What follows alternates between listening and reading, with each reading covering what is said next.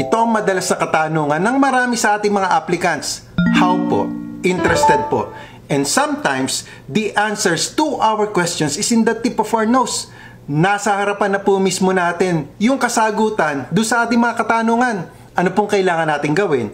Basahin yung instructions on how or if you are interested to apply for opportunities here in Canada.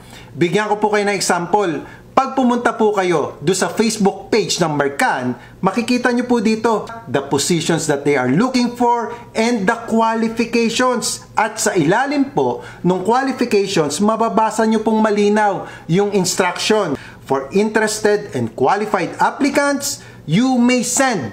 Yun po yung how or yung instruction on how to apply for this position.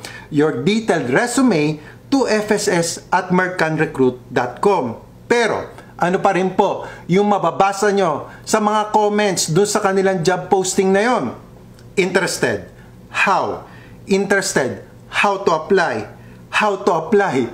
Although inilagay na po nilang malinaw yung detailed instructions, babasahin po natin para malaman po natin kung paano tayo makakapag-apply sa opportunities dito sa Canada.